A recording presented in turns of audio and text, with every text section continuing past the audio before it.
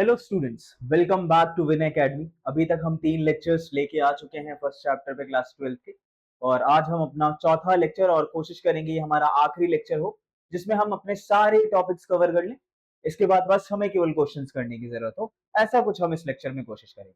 हमने कोशिश करी है कि शॉर्टेस्ट वे में कम से कम टाइम में आपको बेस्ट मटेरियल प्रोवाइड करा जा सके, बेस्ट लेक्चर प्रोवाइड करा जा सके। तो अप्रोक्सीमेटली 4 आवर्स में आपका पूरा ये चैप्टर कंप्लीट चैप्टर कवर हो गया है हमारे चारों लेक्चर्स के थ्रू। चलिए स्टार्ट करते हैं। आज के टॉपिक्स बहुत इंपॉर्टेंट टॉपिक्स होंगे। पूरा गॉस लॉ हम कवर करेंगे, हम इलेक्ट्रिक फ्लक्स के बारे में बात करेंगे, will talk about Gauss applications of Gauss law and all the rules required for electric field and all.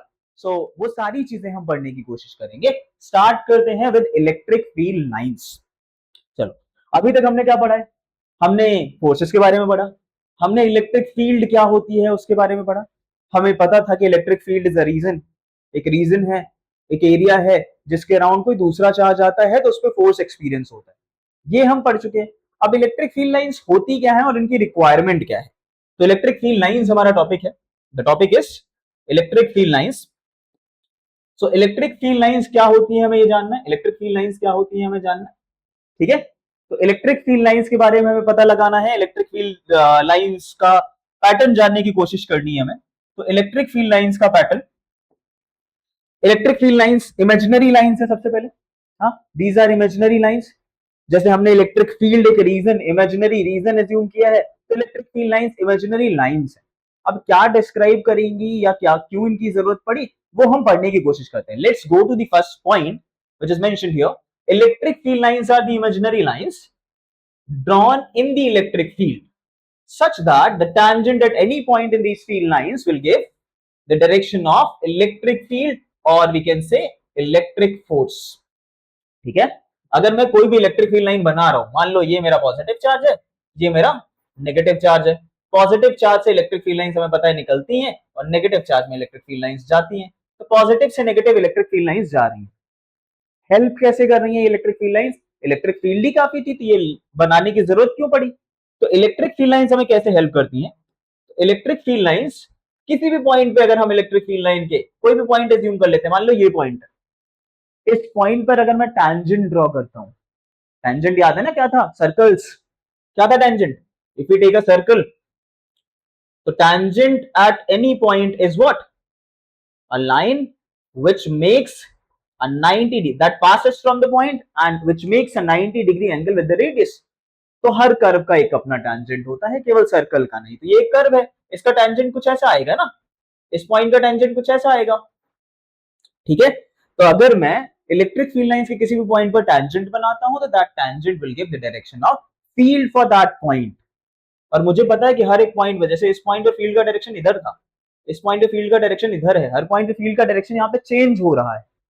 तो कोई भी कर्व बना हुआ है, कोई भी इलेक्ट्रिक फील्ड लाइन बनी हुई है, आंखें बंद करो, पॉइंट रखो, उस पॉइंट पर टैंजेंट ड्रॉ कर दो और वो टैंजेंट क्या बताएगा? It will give the direction of the field. Clear हो गया? So they are also known as electric line of forces. तो हम इलेक्ट्रिक फील्ड को और क्या बोलते हैं? इलेक्ट्रिक फील्ड को और क्या बोलते हैं? इलेक्ट्रिक लाइन ऑफ फोर्सेस पढ़ा ही होगा हमने। ये मैग्नेटिक फील्ड लाइंस पहले पढ़ा हुआ है ना 10th में, वैसे ही सिमिलर है। The direction of the electric field lines is defined as the direction in which a small positive charge moves when placed in a electric field। देखो इलेक्ट्रिक फील्ड का डेफिनेशन याद होगा, सिमिलर डेफिनेशन हमने दिया था electric field का, ठीक है।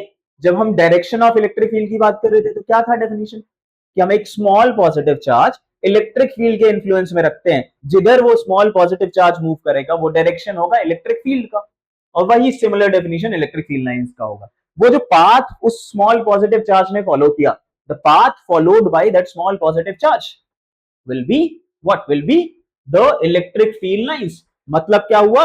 अगर मैं क्या करूं, यहां पे एक छोटा सा चार्ज रख दूं, एक छोटा सा चार्ज रख दूं, तो वो छोटा सा चार्ज यही पाथ फॉलो करेगा, वो इसी रास्ते यहां तक जाएगा, ठीक है। तो जो इलेक्ट्रिक इमेजिनरी लाइंस बनाई है, वहां पे लाइंस एग्जिस्ट नहीं करती हैं, बट वो पाथ है, इमेजिनरी पाथ है। जैसे अर्थ का ऑर्बिट एक इमेजिनरी पाथ होता है ना, कि earth will move in this fixed path. तो जैसे अर्थ का ऑर्बिट जो है वो इमेजिनरी पाथ होता है, तो वैसे ही ये एक इमेजिनरी पाथ है जो फॉलो करने वाले हैं ये small positive charges when they are placed in a field. एक फील्ड में रख दिया तो that small positive charge will follow the same path.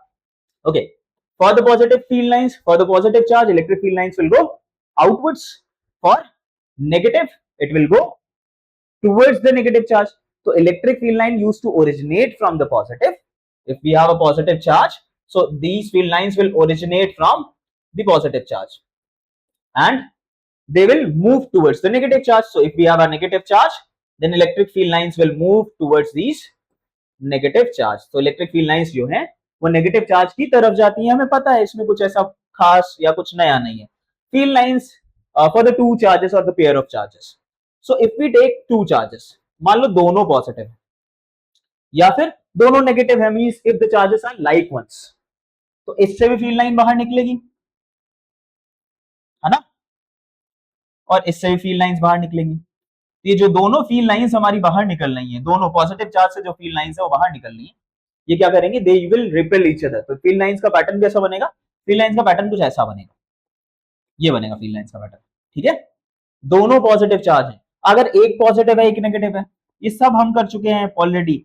एक पॉजिटिव एक नेगेटिव है, तो पॉजिटिव से निकलकर नेगेटिव की तरफ, जो हमने ऊपर देखो ले रखा है ना एक एग्जांपल पॉजिटिव नेगेटिव का, तो electric field line will move from the positive charge and will go towards the negative charge. Direction is fixed. Okay. And if we take this case, ये वाला केस देखो, इसमें क्या है, दोनों चार्जेस जो हमने यहाँ पे कंसिडर किए हैं वो था positive and negative but of equal magnitude. तो इक्वल मैग्नीट्यूड वाला याद है ना, डाइपोल में हमने पढ़ा था. तो अगर हमारा डाइपोल का कंडीशन हो जाएगा तो उसमें सिमिलर कंडीशन बनेगा, एक पॉजिटिव चार्ज एक नेगेटिव चार्ज, और डाइपोल की फील्ड लाइंस रिप्रेजेंट करने लगेगा ये. ठीक है, चलो ये इलेक्ट्रिक फील्ड लाइन का बेसिक्स. अब बात करते हैं properties of electric field line. बहुत इंपॉर्टेंट है, यहां से क्वेश्चंस पूछे जाते हैं, हर जगह क्वेश्चन पूछे जाते हैं, तो इसको समझना बहुत जरूरी है. मैंने एक ही पेज पे कोशिश करी है कि सारी इलेक्ट्रिक फील्ड लाइंस का जितना भी प्रॉपर्टीज है, मैक्सिमम प्रॉपर्टीज मैंने यहाँ पे एक पेज पे रख दी है. यू कैन टेक स्क्रीनशॉट, इसका आराम से देख सकते हो. सारी फील्ड लाइंस या सारी प्रॉपर्टीज एक जगह पे लिखी हुई है. सबसे पहली प्रॉपर्टी है, electric field lines originate from the positive and they terminate at negative. अगर isolated charge है, so they will appears to originate from the positive and they will terminate at infinity. समझ में आया क्या कहने का मतलब है कि अगर हमारे पास पेयर ऑफ चार्जेस हैं, if we have these pair of charges, then positive से निकलेगा, नेगेटिव में जाएगा, नो मैटर कैसा है, कैसा क्या प्रेजेंटेशन है, कैसे रिप्रेजेंटेड है चार्ज. और अगर केवल एक चार्ज है, आइसोलेटेड चार्ज है, so it will originate, if we have a isolated positive charge, then it will originate from the positive and will end at infinity. Means the field lines will just go outward from the positive charge.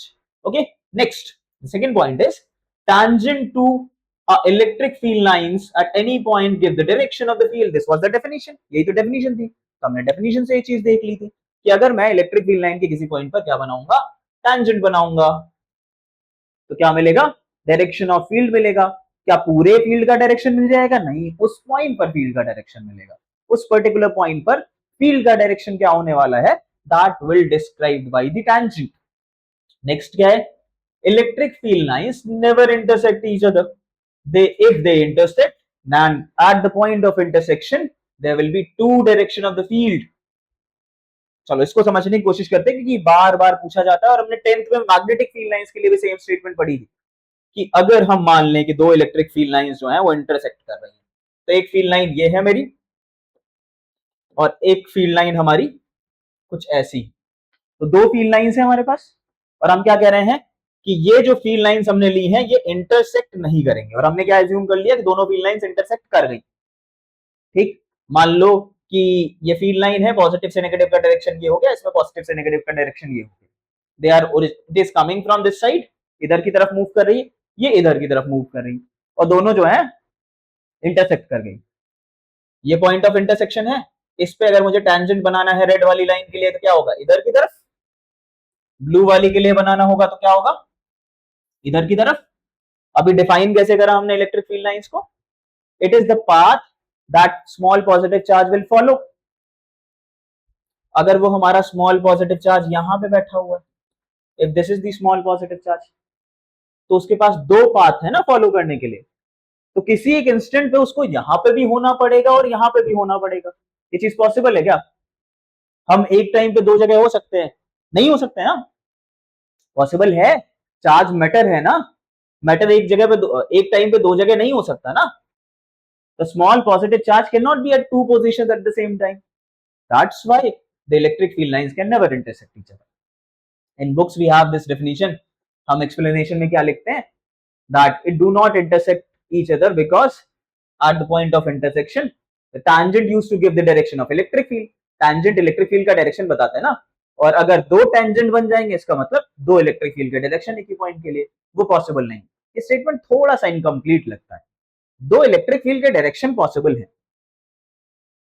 है ना, मतलब एक point पर मान लो ये point है तो इधर भी इलेक्ट्रिक फील्ड हो सकती है, इधर भी इलेक्ट्रिक फील्ड हो सकती है, इन्फ्लुएंस किसी दूसरे चार्ज की वजह से हो, पर यहाँ दूसरे चार्ज का इन्फ्लुएंस नहीं है मेन प्रॉब्लम। ठीक है, चलो नेक्स्ट आते हैं। द क्लोजनेस और the density of the electric field lines give the strength of the field. मतलब क्या है, अगर मैं बात करूं दो फील्ड लाइंस है मेरी, ये मैं कुछ पॉइंट अज्यूम कर लेता हूं, point A, point B, point C. Electric field lines कैसी हैं? They are diverging.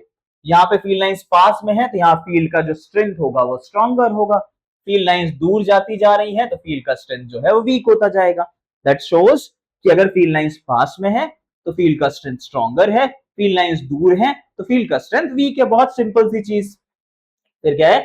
The number of field lines associated with the charge is proportional to the magnitude of the charge. दो charge ले लेते हैं, मान लो एक चार्ज है 5 coulomb का, एक चार्ज है 500 कूलम का। ठीक है, तो इससे जो फील्ड लाइंस निकलेंगी उन फील्ड लाइंस का जो डेंसिटी होगा वो अलग होगा। इससे जो फील्ड लाइंस निकलेंगी उसका डेंसिटी शायद ज्यादा स्ट्रॉन्गर होगा। तो ज्यादा stronger density means a 500 coulomb charge will produce a greater magnitude, है ना। जो 500 कूलम वाला चार्ज है वो ज्यादा उसकी जो इलेक्ट्रिक फील्ड होगी, इलेक्ट्रिक फील्ड बहुत ज्यादा होगी ना उस कंडीशन में। चलो नेक्स्ट पॉइंट पे आ जाते हैं। Electric field lines are perpendicular to the surface of a conductor for what condition? For an electrostatic equilibrium. Electrostatic equilibrium के लिए, इलेक्ट्रोस्टैटिक इक्विलिब्रियम का मतलब क्या हुआ? ये मान लो कंडक्टर है, उसके अंदर बहुत सारे चार्जेस हैं, मतलब फ्री इलेक्ट्रॉन्स वगैरह होंगे ना, कंडक्टर है तो इट हैज फ्री इलेक्ट्रॉन्स। तो इसका मतलब क्या हुआ कि इसके अंदर कोई भी इलेक्ट्रिक फील्ड का कंपोनेंट, टेंजेंशियल कंपोनेंट कोई भी नहीं होना चाहिए इलेक्ट्रिक फील्ड का।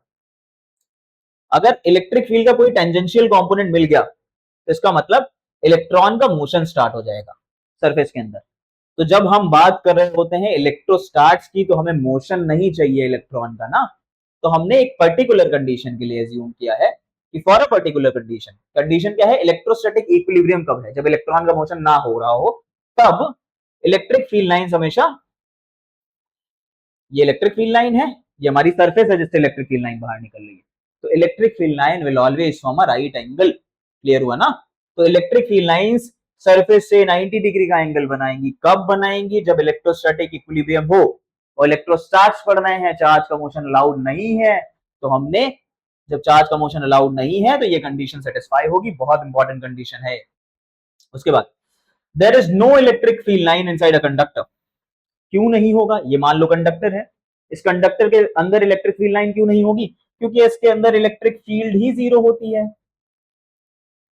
किसी कंडक्टर के अंदर जो इलेक्ट्रिक फील्ड होती है it is zero, and that's why electric field lines भी नहीं होगी। जहां इलेक्ट्रिक फील्ड ही नहीं है वहां इलेक्ट्रिक फील्ड लाइंस क्यों नहीं हो, मतलब नहीं होंगी।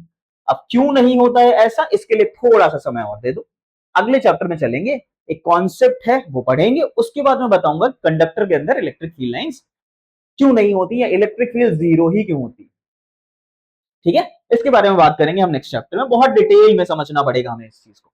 उसके बाद electric field lines do not form a close loop, they begin from the positive and end at negative. And if this system is like, if one of the charge is there, then same, if isolated charge is there, then it will begin from the positive and will move to the infinity.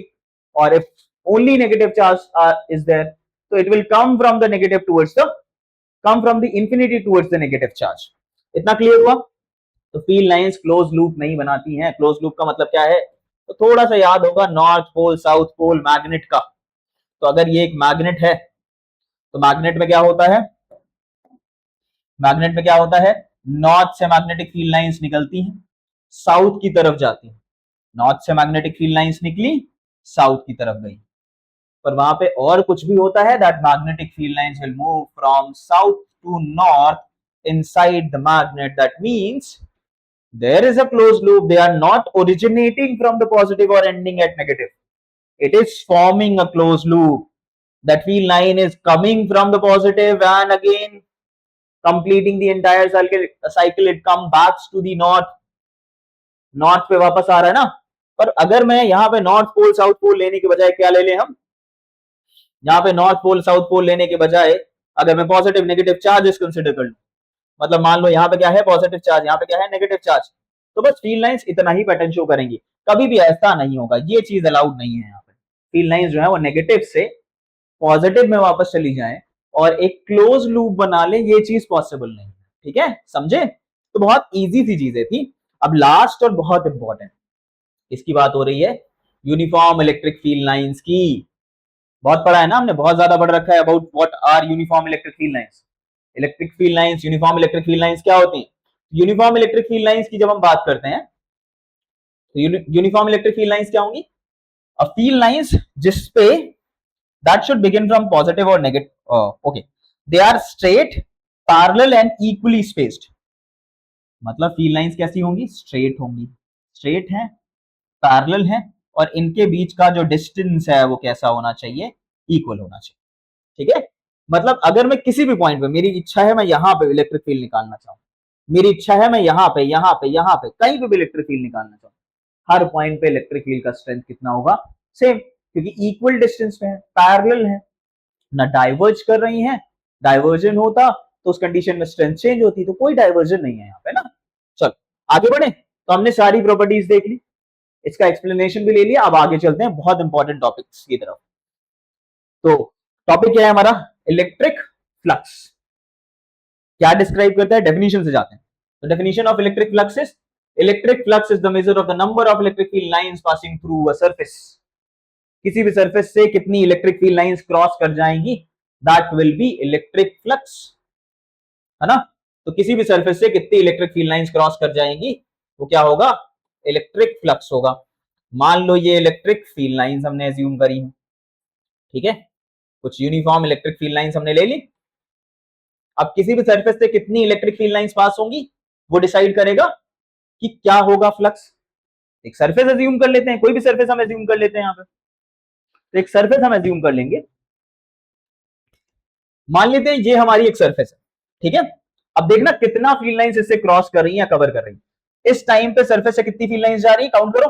1 2 3 4. तो इसका flux किस पे depend कर रहा है? वो जितनी field lines इस सरफेस को क्रॉस कर रही है. ये मेरी सरफेस है, ठीक है. इस सरफेस से कितनी फील्ड लाइंस जा रही है? 1 2 3 4 फील्ड लाइंस. ये जो 4 फील्ड लाइंस जा रही हैं वो डिसाइड करेंगे फ्लक्स कितना होगा. अभी यूनिट की बात नहीं करते हैं, अभी मान लेते हैं 4 यूनिट हो गया फ्लक्स. अब मैं इसको क्या करता हूं? नीचे कर देता हूं. 2 ही फील्ड लाइंस पास हो रही है सरफेस से, 2 पास हो रही है ना, तो फ्लक्स कितना हो गया? 2 यूनिट्स. इसको ऊपर कर देते हैं. इस कंडीशन में फ्लक्स कितना हो गया? मैक्सिमम, है ना. तो फील्ड लाइंस कितनी पास होंगी किसी भी सरफेस से वो डिसाइड करेगा फ्लक्स क्या होगा. Flux is what? Flux is the number of field lines crossing through any surface. So if we take a surface like this, अगर हम एक सरफेस लेते हैं, इस सरफेस से कितनी फील्ड लाइंस क्रॉस हो रही हैं विल डिसाइड कि क्या फ्लक्स होगा. ठीक है, तो डेफिनेशन समझ में आ गई. तो हम डेफिनेशन के अकॉर्डिंग कितनी फील्ड लाइंस क्रॉस हो रही, तो अगर हमारी ई जो है वो इलेक्ट्रिक फील्ड है और हमने सरफेस एरिया कुछ ए ले रखा है, तो जो एक्सप्रेशन आता है इलेक्ट्रिक फील्ड का, it is phi E is equal to, that is phi E is equal to E dot A cos theta. ठीक है, अब ये कॉस थीटा कहां से आया? 2 चीजें तो दिख रही है ना. क्या दिख रहा है? एरिया समझ में आ गया हमें, इलेक्ट्रिक फील्ड समझ में आ गई. थीटा क्या है? थीटा इज एंगल बिटवीन, किसके बीच का एंगल है ये? Area and electric field. क्या है angle? Angle between area and electric field. सही है, it is angle between area vector and electric field. Area vector क्या होता है? पढ़ा है हमने. क्या होता है एरिया वेक्टर? एक ऐसा वेक्टर जिसका डायरेक्शन सरफेस से नॉर्मल हो. कोई भी सरफेस अज्यूम कर लो, किसी भी सरफेस से नॉर्मल डायरेक्शन पे एक वेक्टर होगा। मतलब अगर मैं एक सरफेस लेता हूं, कोई भी सरफेस एज्यूम करता हूं, मान लेते हैं ये हमारे पास एक स्क्वायर है, ठीक है। तो इस स्क्वायर का एरिया वेक्टर क्या होगा? ये इसका सरफेस हो गया, इसका एरिया वेक्टर क्या होगा? एरिया वेक्टर क्या होगा? इसकी लेंथ मान लो L है, इसकी ब्रेथ B है, तो इसका एरिया होगा L into B.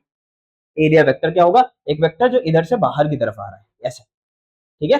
A vector which is coming outward from this और a vector going into this, मतलब एक ऐसा वेक्टर जो इससे क्या हो? नॉर्मल हो। N cap is what?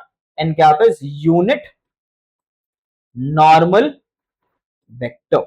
N cap क्या है यहाँ पे? यूनिट नॉर्मल वेक्टर, मतलब एक vector which is normal to the area. कोई भी सरफेस एज्यूम कर लो, कैसा भी सरफेस एज्यूम कर लो, तो उस सरफेस से जो नॉर्मल वेक्टर होगा that will be area vector. Clear है? सो ये हमारा एक्सप्रेशन हो गया where A is what? A is area vector.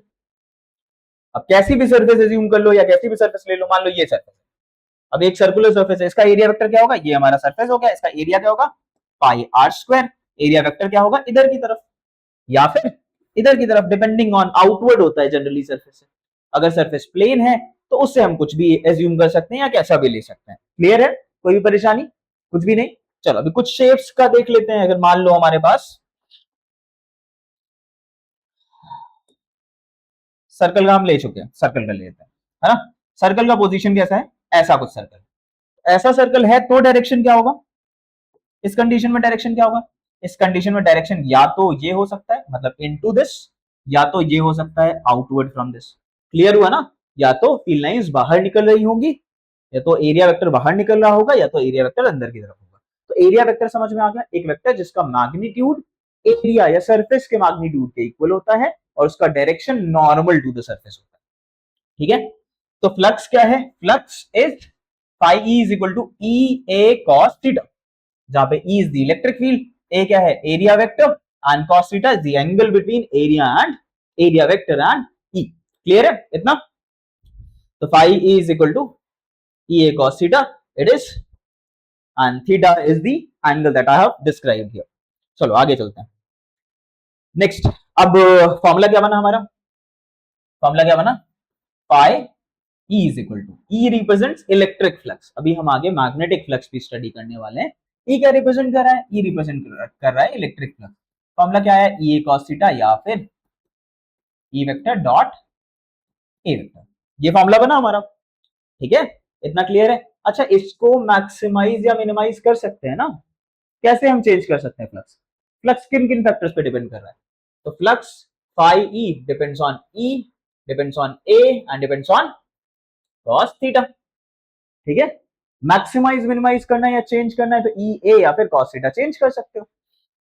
चलो, मैक्सिमम वैल्यू कब होगी इसकी? जब इलेक्ट्रिक फील्ड और एरिया कांस्टेंट ले लिया, कब होगी मैक्सिमम वैल्यू? मैक्सिमाइज कैसे करें फ्लक्स को? इसको मैक्सिमाइज करना पड़ेगा। इसका मैक्सिमम वैल्यू क्या होता है cos थीटा का? cos थीटा का मैक्सिमम वैल्यू होता है 1, और theta is equal to what? Theta is equal to 0 degree. Minimum value क्या होता है? Minimum value of cos theta is, minimum value is 0, है ना। We are not considering the direction. You will say कि -1 होता है, -1 होता है, तो हम डायरेक्शन नहीं कंसिडर कर रहे हैं। -1 विल गिव अ डायरेक्शन, है ना। मतलब इसका मतलब होगा कि एरिया वेक्टर का डायरेक्शन अपोजिट हो गया, तो उससे फ्लक्स मिनिमाइज नहीं होगा, फ्लक्स मिनिमम नहीं होगा, फ्लक्स उसमें होगा कुछ, बस फ्लक्स का डायरेक्शन चेंज हो जाएगा। सो cos थीटा 0 कब होगा? जब थीटा क्या होगा? 90 डिग्री। देखो वही है हमारे पास हमने दो केसेस ले रखे हैं। Theta is equal to 0, magnitude कितना हो गया? थीटा 0, थीटा 0, cos थीटा 1, तो क्या मिला हमें? E into A cos theta की जगह पे 1 हो गया। Second case, it's makes an angle normal to that, ठीक है। So this is the general formula. 90 degree पे हमें फ्लक्स 0 मिल जा रहा है, इलेक्ट्रिक फ्लक्स 0 मिल जा रहा है। So there is no flux for such a condition. Condition क्या हुई? कंडीशन क्या हुई यहां पे? ये फील्ड है, ठीक, और एरिया भी ऐसे ही रख दिया हमने, मतलब एरिया वेक्टर कैसा हो गया? मेरी तरफ, बाहर की तरफ। तो ये पेन रिप्रेजेंट कर रहा है एरिया वेक्टर का डायरेक्शन, ये रिप्रेजेंट कर रहा है इलेक्ट्रिक फील्ड का डायरेक्शन। दोनों के बीच में एंगल कितना बना? 90 डिग्री का एंगल बना ना। तो ऐसे कंडीशन में जब हमारी शीट ऐसे रखी हुई है, ये प्लेन शीट रखी हुई है, ये ऐसा प्लेन शीट रखी हुई है और इलेक्ट्रिक फील्ड लाइंस इधर से पास हो रही है, they are coming from that wall to this wall, है ना। तो इस कंडीशन में जब प्लेन शीट ऐसे रख दोगे तो फील्ड लाइंस पास ही नहीं होंगी। जैसे मैं खुद मान लो मुझसे फ्लक्स कितना पास हो रहा है ना, मैं ऐसे खड़ा हो रहा हूं, इधर से फील्ड लाइंस आ रही है, तो इधर से फील्ड लाइंस आ रही है तो मेरे थ्रू जा पाएंगी, ज्यादा से ज्यादा फील्ड लाइंस जा पाएंगी। और अगर मैं अपने आप को बिल्कुल थिन से कर लूं, यहां से फ्लैट कर लूं, बिल्कुल साइड से बिल्कुल फ्लैट कर लूं, तो इस कंडीशन में मेरे से जो number of field lines pass होंगी, ऐसे कंडीशन में मेरे से जो number of field lines pass होंगी वो जीरो होंगी। क्यों? क्योंकि हम इस सरफेस को कंसिडर कर रहे हैं, मैंने इस थिकनेस को जीरो कर दिया। क्लियर हुआ? समझ में आया? ठीक है, तो ये वो कंडीशन होगी। बाकी फॉर्मूला हमारे पास है, क्या फॉर्मूला दिख रहा है? Phi is equal to E A cos theta. Cos theta का तो कोई यूनिट होगा नहीं, यूनिट किसका है? इसका यूनिट है इलेक्ट्रिक फील्ड का। क्या होता है इलेक्ट्रिक फील्ड का यूनिट? Newton per coulomb. और उसके बाद एरिया का यूनिट क्या होता है? Metre square. तो देखो, newton per coulomb metre square is the unit for the flux. Clear है? कोई दिक्कत इस चीज में? तो flux is represented by this unit. आगे बढ़े, चलो। हाँ, तो फ्लक्स हमने करा। अब प्रॉब्लम एक आती है, छोटी सी प्रॉब्लम, है ना। अगर ये मेरा सरफेस है, कैसा? फ्लैट सरफेस है ना, प्लेन या फ्लैट सरफेस है, या मान लो ऐसा कोई सरफेस है हमारा, ये सरफेस है, ठीक है। इस सरफेस का एरिया वेक्टर कैसा होगा? ऐसा कुछ, कोई प्रॉब्लम नहीं है। इस सरफेस का एरिया वेक्टर क्या होगा? या तो इनवर्ड या तो आउटवर्ड, है ना, या तो इनवर्ड या तो आउटवर्ड। कोई परेशानी नहीं है। करें क्रिएट परेशानी? इसका बताओ कैसे निकालें इसका एरिया वेक्टर? निकाल सकते हैं। कैसा होता है? सरफेस के परपेंडिकुलर ना। कहां बनाऊं परपेंडिकुलर? ये तो कर्व सरफेस हो गई ना, इसमें तो बहुत सारे परपेंडिकुलर बन सकते हैं, हर पॉइंट पे अलग परपेंडिकुलर बन सकता है ना। मतलब इसके लिए फिर मुझे पॉइंट्स कंसीडर करने पड़ेंगे। इस पॉइंट पर अलग परपेंडिकुलर बनेगा कुछ ऐसा, इस पॉइंट पर अलग परपेंडिकुलर बनेगा कुछ ऐसा।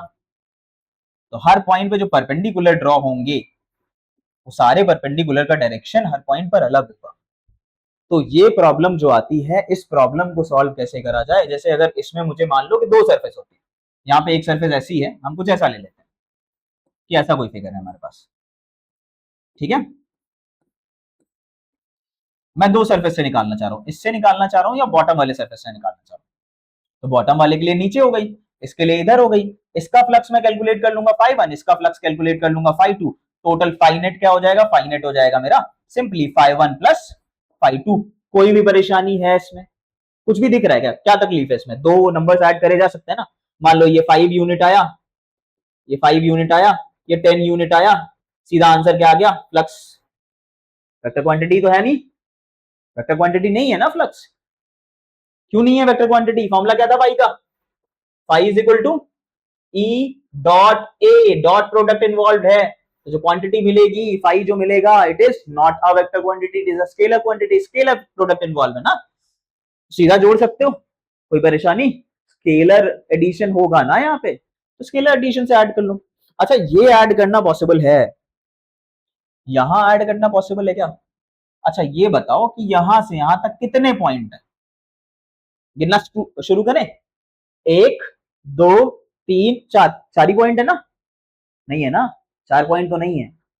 इसके हर एक जगह पर बहुत सारे पॉइंट है। जब सर्कल का डेफिनेशन पढ़ा होगा तो सर्कल का डेफिनेशन क्या पढ़ते हैं? It is a collection of points equidistant from the center. So every curve is also a collection of infinite number of points. So there are infinite number of points in this. So we cannot consider a point, we cannot consider a point और उसका फिर flux निकाल के हम add करें। तो simply वही करते हैं, इंटीग्रेशन याद है ना, तो इंटीग्रेट करते हैं। इंटीग्रेट करने के लिए फिर हमें क्या करना पड़ेगा? एक छोटा सा करंट एलिमेंट यहाँ पे इंट्रोड्यूस करना पड़ेगा। मतलब क्या करना पड़ेगा? फिर हमें यहां से, सॉरी, एक छोटा सा एरिया एज्यूम करना पड़ेगा। तो मान लेते हैं ये एरिया क्या है? डीएस। क्या एरिया? डीएस। ये सरफेस एरिया कितना है? डीएस। अब इस सरफेस एरिया के, स्मॉल सरफेस एरिया के लिए सरफेस एरिया वेक्टर का डायरेक्शन क्या होगा? ये नॉर्मल, है ना। तो अभी छोटे सरफेस के लिए सरफेस एरिया वेक्टर लिख सकते हैं। तो हमारा फॉर्मूला इस वाले सरफेस के रेफरेंस में हमारा फॉर्मूला क्या हो जाएगा? Phi is equal to E dot area कितना हो गया ds। अच्छा, अगर हम फ्लक्स निकाल रहे हैं तो फ्लक्स भी हमें छोटा सा ही फ्लक्स मिलेगा, तो हमारा जो फॉर्मूला बन जाएगा D phi is equal to क्या हो जाएगा ई डॉट ds। कुछ चेंज हुआ नहीं ना, क्या चेंज हुआ, बस एरिया जो था, जो लार्जर एरिया था, लार्जर मैग्नीट्यूड का एरिया था, वो स्मॉलर मैग्नीट्यूड में आ गया। टोटल फ्लक्स के लिए क्या करना पड़ेगा, टोटल फ्लक्स के लिए हमें क्या करना पड़ेगा, इस पूरे को इंटीग्रेट करना पड़ेगा, है ना। इसको टोटल सरफेस एरिया के लिए इंटीग्रेट कर दो तो हमें टोटल फ्लक्स मिल जाएगा। इस पूरे सरफेस के लिए जो भी सरफेस का अमाउंट है, जो भी इसका एरिया होगा, उसके लिए इंटीग्रेट कर देंगे तो हमें टोटल सरफेस मिल जाएगा। क्लियर हुआ, इसमें कोई प्रॉब्लम है, कुछ भी ऐसा बहुत मुश्किल नहीं है ना। चलो गॉस के स्टेटमेंट पे आते हैं या गॉस लॉ पे आते हैं। तो जब हम गॉस लॉ पे आएंगे, गॉस लॉ की बात करेंगे, तो क्या क्या चीजें हैं यहाँ पे, स्टेटमेंट सबसे पहले पढ़ते हैं। Gauss law gives a relation between what, total electric flux through a closed surface that is enclosed in a surface, है ना। तो Gauss law basically talks about electric flux. उसने सबसे पहली बात क्या करी, उसने सबसे पहली बात कर रखी है कि जो सरफेस एज्यूम कर रहे हो ना, वो सरफेस कैसा होना चाहिए, वो सरफेस एक क्लोज सरफेस होना चाहिए। तो अगर हम एक ऐसा क्लोज सरफेस लेते हैं, है ना, क्लोज सरफेस मतलब ये क्या होगा, ये सर्कल नहीं है, स्फीयर एज्यूम करा है मैंने, हाँ। तो अगर हम एक स्फेरिकल सरफेस या स्फीयर एज्यूम करते हैं यहाँ पे, तो इसके अंदर अगर कुछ चार्ज इनक्लोज है, मान लो Q1 Q2 Q3 Q4 कुछ चार्ज इनक्लोज है, टोटल इनका सम मान लेते हैं कि कितना चार्ज हमने इनक्लोज किया इसके अंदर, इन सब का सम हमने एज्यूम कर लिया कि कुछ सब का सम कहीं पे भी डिस्ट्रीब्यूटेड होने चार्ज, इन सब का सम हमने एज्यूम किया कि टोटल कितना चार्ज इसके अंदर कंसंट्रेटेड है, समथिंग कैपिटल Q। ठीक है, क्लियर है इतना। तो अगर ऐसा कुछ है, कुछ चार्ज यहाँ पे इंक्लूड है, तो जो टोटल फ्लक्स होगा, क्या किसकी बात कर रहे हैं, टोटल फ्लक्स, किसकी वजह से, जो चार्ज इनक्लोज है, कितना चार्ज इनक्लोज है इसमें, कैपिटल Q, वो क्या होगा, इतना। ये है, ये सिंपल स्टेटमेंट है गॉस लॉ का। क्या डिस्क्राइब कर रहा है, that the net flux, the number of field lines coming from a close surface is what, is 1 upon epsilon naught times the charge enclosed, या Q by epsilon naught is equal to Q by epsilon naught। अब ये phi net क्या है, net flux, flux का formula क्या होता है, क्या फॉर्मूला पढ़ा अभी हमने, जस्ट फॉर्मूला लिखा था, हाँ, E dot ds, curve surface है ना, सिमिलर कर्व सरफेस है, इसका इंटीग्रेशन कर देंगे, और सरफेस कैसी है, क्लोज्ड है, तो क्लोज सरफेस का इंटीग्रेशन करना पड़ा, Q enclosed by epsilon naught। तो हमारा फॉर्मूला क्या बनता है, we have this formula, closed surface integral of electric field is equal to Q by epsilon naught। ये जो मैंने बोला है ये डेफिनेशन थी। अब देखो डेफिनेशन याद कैसे रखनी है। सबसे पहले क्या दिख रहा है, सर्कल दिख रहा है, क्या रिप्रेजेंट कर रहा है सर्कल, क्लोज इंटीग्रल है ना। तो क्लोज और इंटीग्रेशन किसके टर्म्स में कर रहे हैं, सरफेस एरिया के टर्म्स में। देखो पहला शब्द मिला यहां से क्लोज, दूसरा शब्द मिला यहां से सरफेस, फिर इंटीग्रल, और किसका इंटीग्रेशन करा जा रहा है, इलेक्ट्रिक फील्ड का। स्टेटमेंट मिला ना, चार वर्ड मिले, डेफिनेशन में यही एग्जैक्ट स्टेटमेंट लिखनी है, ये हमें याद रखना है। Close surface integral of electric field is equal to 1 upon epsilon naught times charge, मतलब अब चाहो तो ये लिखो, जनरली जो बुक में स्टेटमेंट लिखा होता है वो यही लिखा होता है, 1 upon epsilon naught times the charge enclose. जब हम वर्ड फॉर्म में स्टेटमेंट लिखते हैं तो we used to write like this, है ना, या फिर बोल सकते हैं उसको Q by epsilon naught is equal to Q enclosed by epsilon naught। Q enclosed क्या है, the net charge enclosed within surface, epsilon naught वही अपना जो भी पढ़ते चले आ रहे हैं, epsilon naught क्या है, permittivity of free space।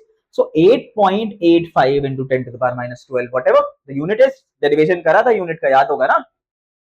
अब देखो गॉस लॉ का स्टेटमेंट बहुत इंपॉर्टेंट है, बहुत ज्यादा इंपॉर्टेंट है। ये ऐसी चीज है जो एग्जाम में कहीं ना कहीं जरूर पूछी जाती है, कुछ भी एग्जाम दे रहे हो, कहीं पे भी एग्जाम दे रहे हो, गॉस लॉ इतना जरूरी टॉपिक है कि पूछा जाना ही जाना है। और this is one of the fundamental law of electrostatics और इलेक्ट्रोडायनेमिक्स वी शुड से। जब हम इलेक्ट्रोमैग्नेटिज्म की स्टडी करते हैं, इलेक्ट्रोमैग्नेटिज्म की जब स्टडी स्टार्ट करते हैं, देखो इलेक्ट्रोस्टैट्स अभी हम पढ़ रहे हैं, फिर हम करंट इलेक्ट्रिसिटी पढ़ेंगे, इसके बाद फिर हम मैग्नेटिज्म पढ़ेंगे।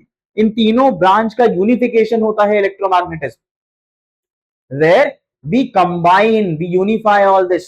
जो फिजिक्स का मेजर एम क्या होता है, हमारे पास बहुत सारी ब्रांचेस है, थर्मोडायनेमिक्स है, हमारे पास मैकेनिक्स है, जो जनरल मैकेनिक्स हमने पढ़ी है, फ्लूइड्स मैकेनिक्स है, सॉलिड मैकेनिक्स है, बहुत सारी चीजें हैं, बहुत सारी ब्रांचेस हैं।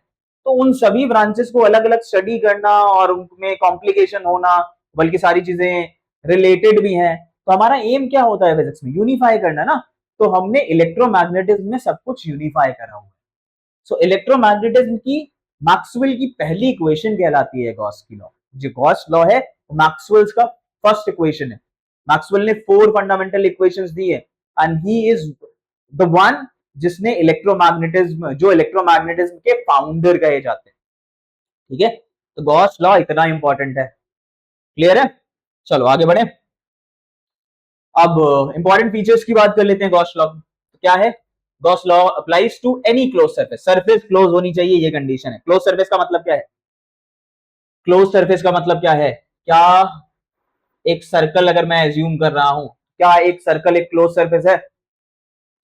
क्या हमने अगर एक स्क्वायर एज्यूम करा, एक हमने स्क्वायर एज्यूम करा, तो क्या एक स्क्वायर एक क्लोज सरफेस होगा? है? नहीं है ना ये सब क्लोज सरफेस। तो क्या होते हैं क्लोज सरफेस? क्लोज सरफेस क्या होते हैं? ऐसा एक सरफेस। क्या है ये सरफेस क्लोज है? क्या कंडीशन है? मतलब इसमें, इस सरफेस में, इसमें और इसमें क्या फर्क है? इसका एरिया फिक्स्ड है, इसका वॉल्यूम फिक्स्ड है। तो क्लोज सरफेस क्या होती है? The surfaces which have fixed volume. ऐसी सरफेस जिनका वॉल्यूम फिक्स्ड होता है उनको हम बोलते हैं क्लोज सरफेस। तो गॉस लॉ के लिए सबसे इंपॉर्टेंट चीज क्या है? सरफेस कैसी होनी चाहिए? क्लोज होनी चाहिए। The net electric flux depend only on the charge enclosed in the surface. ये सरफेस है ना, इसमें मान लो हमारे पास यहाँ चार्ज है Q1, यहाँ चार्ज है Q2, यहाँ चार्ज है Q3 और यहाँ चार्ज है सरफेस के बाहर Q4। जो फील्ड लाइंस इससे बाहर निकल रही हैं, जो फील्ड लाइंस इसके अंदर हैं, जो फील्ड लाइंस इसके थ्रू पास करेंगी, मतलब जो फ्लक्स इसके थ्रू आएगा, वो किस पे डिपेंड कर रहा है? उसको जो बाहर है उससे कोई मतलब नहीं है। जो सरफेस के अंदर लाई कर रहा है, क्लोज सरफेस के अंदर लाई कर रहा है, ये अपना कंट्रीब्यूशन देगा, ये अपना कंट्रीब्यूशन देगा, ये अपना कंट्रीब्यूशन देगा। जो उस सर्फेस के अंदर लाई नहीं कर रहा है उसका कोई भी कंट्रीब्यूशन वो लेने वाला नहीं है। ठीक है, स्टेटमेंट क्लियर हुआ? The shape and size of the Gaussian surface is do not effect the total flux. Do not effect the total flux मतलब क्या शेप ले रखा है दिख रहा होगा। शेप चेंज कर लेते हैं, है ना। हम शेप कुछ कोनिकल शेप ले लेते हैं। मान लिया हमने ऐसा कुछ शेप चेंज कर दिया, चार्ज उतना ही रखते हैं। चार्ज कितना है? कितना था? Q1 Q2 Q3 ना। तो हमारे पास जो चार्ज है चार्ज सेम रखते हैं। तो Q1 Q2 Q3 same charge है। फ्लक्स कितना होगा इससे, इस क्लोज सरफेस से? जितना फ्लक्स इसका था उतना ही फ्लक्स इसका होगा, मतलब phi E due to both are same. क्यों? क्योंकि फाई ई किस पे डिपेंड करता है? On the charge enclose. Phi E किस पे डिपेंड कर रहा है? On the charge enclose, not on the shape and everything of the surface, है ना। सरफेस डिपेंडेंट नहीं है। समझ में आया बच्चा? देखो next, the charge outside the Gaussian surface may produce an electric field। ठीक है, बट उस इलेक्ट्रिक फील्ड का कोई भी मतलब नहीं है। It is not going to contribute in any way. वही मतलब है ना, ऊपर जैसे हमने पढ़ा वही सेम चीज है। Gauss law is particularly useful for calculating electric field for the cases, for particular cases. कौन से केसेस? जो डिस्ट्रीब्यूशन होना चाहिए वो थोड़ा सा यूनिफॉर्म हो तो मजा आएगा। मतलब गॉस लॉ ऐसे प्लेसेस या ऐसे फील्ड लाइंस या ऐसे फील्ड पैटर्न के लिए होते हैं जहां फील्ड लाइंस जो है वो यूनिफॉर्म हो थोड़ी सी, है ना। जब फील्ड लाइंस का यूनिफॉर्मिटी नहीं होगा, हाँ सिमेट्री नहीं होगी, वहां पे डिस्ट्रीब्यूशन जो है वो चार्ज का डिस्ट्रीब्यूशन रैंडम होगा। मतलब हमने क्या किया? हमने एक सरफेस एज्यूम करी, हमने एक सरफेस ली, यहाँ पे बहुत सारा चार्ज रख दिया, फिर पूरे में उतना ही चार्ज पूरे स्फीयर, पूरे स्क्वायर में डिस्ट्रीब्यूट कर दिया। तो इससे जो फील्ड लाइंस निकलेंगी उनका पैटर्न बिल्कुल यूनिफॉर्म नहीं होगा। तो ऐसे सर्फेसेस के लिए, ऐसे कंडीशंस के लिए फिर हम गॉस लॉ नहीं यूज कर सकते। तो गॉस लॉ के लिए यूनिफॉर्मिटी या uniform distribution of charges required. Clear? Okay, next next move करते हैं एप्लीकेशंस पे। अब यहां से हमारा बहुत इंपॉर्टेंट टॉपिक स्टार्ट होने वाला है, एप्लीकेशन वाला। एप्लीकेशन, 3 डेरिवेशंस करने हैं हमें।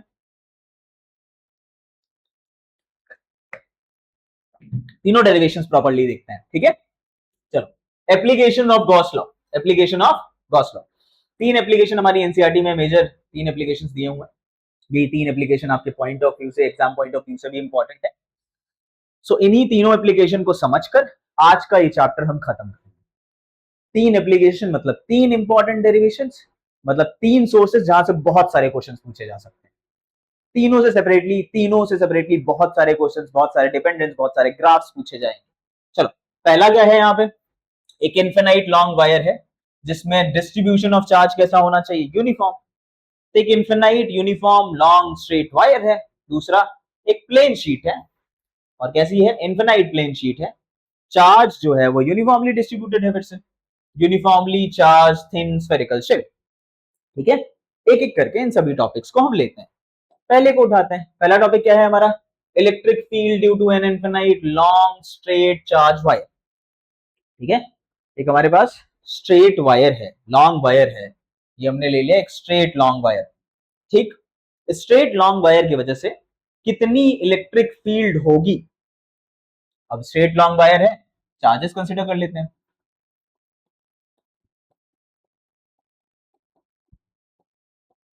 अब देखो, प्रॉब्लम यहां पे क्या है कि एक पॉइंट चार्ज नहीं कैरी कर रहा है ना।